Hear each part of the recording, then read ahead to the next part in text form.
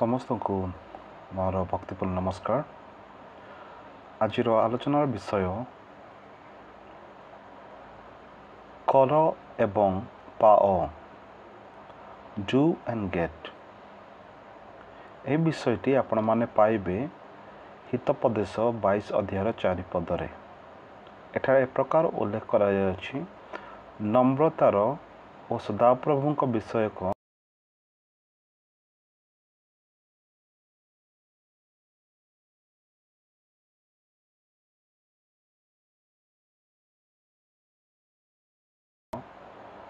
पुरस्कार, धन और सम्मान और जीवन अटे। तो प्रथम विषय आम माने आलोचना करिबा डू अर्थात कर। परमेश्वर आम मानकु दुईटी कार्य करिबा निमंते एही पदरे पुंखानुपुंख भाव परामर्श, उपदेश, आज्ञा प्रदान करी अछंती। प्रथम कार्य नम्र हवा निमंते परमेश्वर आम मानकु परामर्श देई अछंती। नम्रतार जीवन काटिबा निमंते परमेश्वर आम मानकु परामर्श देई अछंती। नम्रतार जीवन शैली को अपनाइबा निमंते परमेश्वर आम मानकु परामर्श प्रदान करी अछंती। किंतु प्रश्न यहाँ नम्रतार अर्थ कौन? नम्रतार अर्थ निजको न्यून करिबा, निजको अधिक गुरुत्व न देबा, निजको अन्य सम्मुखरे बड़ न देखाइबा, एहाकु नम्रता कुहा जाए। एहाकु नम्र कुहा जाए एवं यह गोटे क्वालिटी जहाँ अन्यर जीवन को वर्णना करे।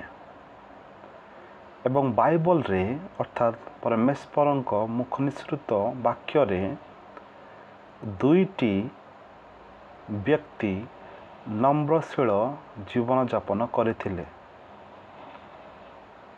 सर्वप्रथमे आम्भे माने मूसांक जीवनरू शिक्षा ग्रहण करिबा। से पृथ्वी रे गोटे नम्रशील व्यक्ति थिले। He was a meek person, gentle person. He was a man of humility. गोटे नम्रशील व्यक्ति थिले। से निज केबे मध्य अन्य ठारू बड़ देखाई नथिले, किंतु से निजक नम्र करथिले। निजक से इम्पोर्टेंस देई नथिले। जीशुख्रीष्ट मध्य गोटे नम्रशील व्यक्ति थिले। जीशुख्रीष्टଙ୍କର क्रूस्य मृत्यु पर्यंत से नम्रशील जीवन यापन कले। पिता परमेश्वरଙ୍କର से बाध्य हेले। बर्तमान द्वितीय विषयटी आलोचना करिबा सदाप्रभु को भय करी जीवन यापन काटिबा। सदाप्रभु विषय को भयर अर्थ कौन? एहाकु रेवरेंशियल फियर कुहा जाए, अर्थात सम्मान युक्त भय अर्थात भक्तिर भय कुहा जाए।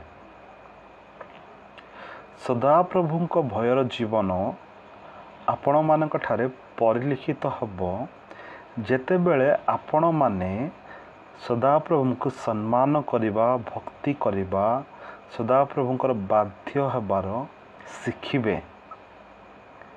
जेतेबेले पर्यंत आपण माने सदाप्रभुंकर बाध्य होई नाहंती, आपण कौनसी प्रकार सदाप्रभु को भय करि परिबे नाही। यह संभव नुहे। जेतेबेले आपण माने सदाप्रभुंकर बाध्य होबे, सदाप्रभु को सम्मान देवार शिखिबे, सेही समय रे आपण माने सकल मंद कार्यरू विमुख होबे, मंद कार्य ठारू दूर रहिबे। एवं यही कार्य केतेबेले आपण मानक जीवन रे प्रदर्शित हब जितेबाला आपण मैंने सदाप्रभुंकर परिचय को जानवे सदाप्रभुंकर कैरेक्टर को जानवे तांकर चरित्र को जानवे कारण परमेश्वर पवित्र परमेश्वर जितेबाला आमे माने परमेश्वर को घनिष्ठ भाव में आपण आपण जीवन रे अनुभव करू तांकर परिचय को जानू आमे माने बुझू आमे माने अंडरस्टैंड करू आम माने सही समय रे आम मानकर जीवन रे एही भय जात हुए एवं एही दुईटी कार्य करने निमंते परमेश्वर आम मानकु एही चारिपदरे पुंखानुपुंख भाव में परामर्श दे अछंती। प्रथम विषय नम्रशील जीवन यापन काटिबा, द्वितीय विषय सदाप्रभु को भय करी जीवन यापन काटिबा। प्रथम विषय रे आम माने पुंखानुपुंख भाव में आलोचना कलु। प्रथम विषय कर अर्थात डू। वर्तमान आम माने आलोचना करिबा गेट अर्थात पाओ अर्थात पांतु।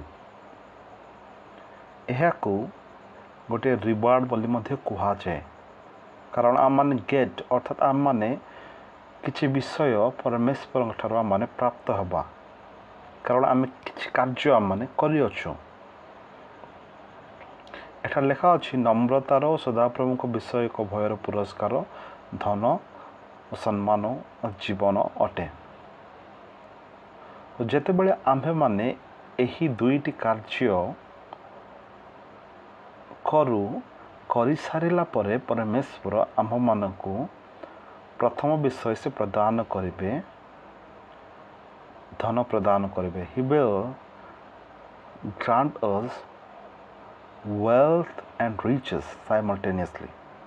परमेश्वर आम मानकु धन संपत्ति प्रदान करिवे एवं एही धन परमेश्वर आम मानकु प्रदान करिवे। यह गोटे स्वतंत्र धन अटे। यह परमेश्वर आपणा भयकारी मानकु प्रदान करिवे।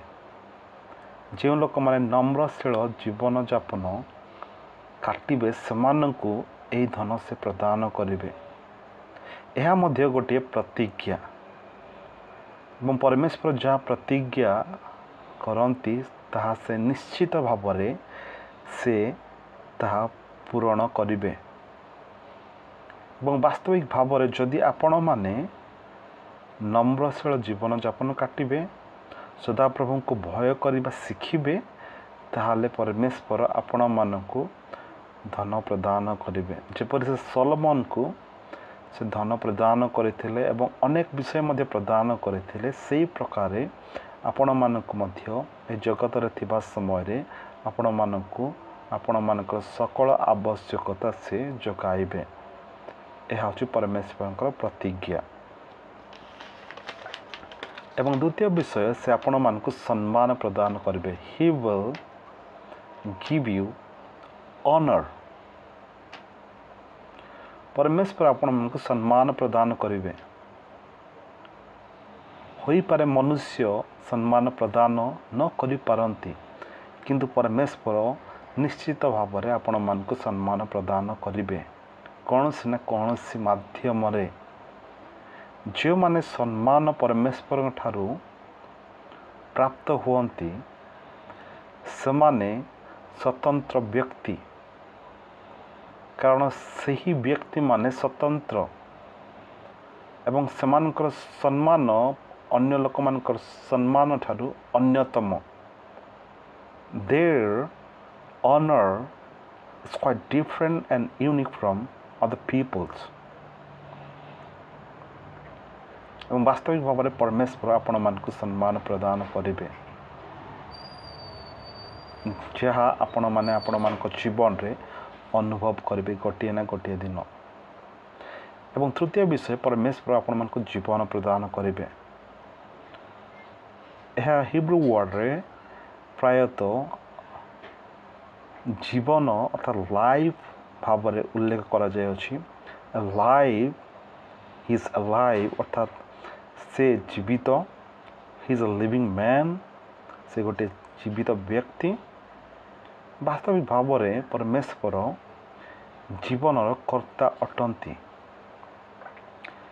ପରମେଶ୍ୱର ଜୀବନର ଉତ୍ସ, ତାଙ୍କଠାରୁ ଜୀବନ ଆସେ। ପରମେଶ୍ୱର ଜୀବନ ଦିଅନ୍ତି ଏବଂ ଜୀବନ ନେବା ପରମେଶ୍ୱର। ଏବଂ ଅନେକ ବ୍ୟକ୍ତି ଏହି ଜଗତରେ ଅନେକ ପଇସା, ଅନେକ ଅର୍ଥ ଖର୍ଚ୍ଚ କରନ୍ତି, ଇନଭେଷ୍ଟ କରନ୍ତି ଜୀବନ ପାଇବା ନିମନ୍ତେ, କିନ୍ତୁ ସେମାନେ ଜୀବନ ପାଇବାରେ ବିଫଳ ହୋଇଥାନ୍ତି। କିନ୍ତୁ ଆମମାନଙ୍କର ପରମେଶ୍ୱର ଆମମାନଙ୍କୁ ଜୀବନ ଦେବା ନିମନ୍ତେ ସେ ପ୍ରତିଜ୍ଞା କରିଅଛନ୍ତି। ଯେତେବେଳେ ଆମେମାନେ ତାହାଙ୍କୁ ଭୟ କରିବା, ନମ୍ରଶୀଳ ଜୀବନଯାପନ କରିବା, ନମ୍ର ହେବା, କାରଣ ପରମେଶ୍ୱର ନମ୍ର ବ୍ୟକ୍ତିକୁ ସେ ଉଚ୍ଚରେ ସ୍ଥାପନ କରିବେ, କିନ୍ତୁ ଗର୍ବୀକୁ ସେ କୌଣସି ମାତ୍ରାରେ ସେ ଆଶୀର୍ବାଦ କରିବେ ନାହିଁ। ଯେଉଁମାନେ ପରମେଶ୍ୱରଙ୍କ ସମ୍ମୁଖରେ ନମ୍ର ହେବେ, ତାଙ୍କୁ ଭୟ କରିବେ, ପରମେଶ୍ୱର ନିଶ୍ଚିତ ଭାବରେ ତାଙ୍କୁ ଜୀବନ ପ୍ରଦାନ କରିବେ। ଆଜିର ଆଲୋଚନାରେ ଆମମାନେ ଦୁଇଟି ଗୁରୁତ୍ୱପୂର୍ଣ୍ଣ ବିଷୟ ଆମେ ଶିଖିଲୁ। The bottom line is that do and get, କର ଏବଂ ପାଅ। ଆମେ କେତୋଟି ଆକ୍ଟିଭିଟିସ୍, କେତୋଟି କାର୍ଯ୍ୟ ଆମେ କରିବାର ଅଛି, ଦୁଇଟି କାର୍ଯ୍ୟ କରିବାର ଅଛି, ଯଦ୍ୱାରା ଆମମାନେ ତିନୋଟି ରିୱାର୍ଡ଼ସ୍, ତିନୋଟି ପୁରସ୍କାର ଆମମାନେ ପାଇବା। ଯଦି ଆପଣମାନେ ଏହି ପୁରସ୍କାର ପାଇବା ପାଇଁ ଚାହାନ୍ତି, ତାହେଲେ ଆପଣମାନଙ୍କୁ ଏ ଦୁଇଟି କାର୍ଯ୍ୟ କରିବାକୁ ପଡ଼ିବ। And it is mandatory. ଏହା ଯେମିତି ବି ହେଲେ ଆପଣମାନଙ୍କୁ କରିବାକୁ ପଡ଼ିବ। By hook or crook, you must do it. There is no other option for it. ଆପଣମାନଙ୍କ ପାଖରେ କୌଣସି ବିକଳ୍ପ ନାହିଁ। ଆପଣମାନଙ୍କୁ ଯେମିତି ବି ହେଲେ ଏହି ଦୁଇଟି କାର୍ଯ୍ୟ କରିବାକୁ ପଡ଼ିବ, ଯଦ୍ୱାରା ପରମେଶ୍ୱର ଆପଣମାନଙ୍କୁ ସମ୍ମାନ, ଜୀବନ ଏବଂ ଧନ ପ୍ରଦାନ କରିବେ। ବିଶ୍ୱାସ କରୁଅଛି ପରମେଶ୍ୱର ଆପଣମାନଙ୍କୁ ତାଙ୍କର ବାକ୍ୟ ଦ୍ୱାରା କଥା କହିଅଛନ୍ତି। ପ୍ରଭୁ ପ୍ରତ୍ୟେକଙ୍କୁ ପ୍ରଚୁର ଭାବରେ ଆଶୀର୍ବାଦ କରନ୍ତୁ। ଆମେନ୍। ଗଡ୍ ବ୍ଲେସ୍ ୟୁ ଅଲ୍।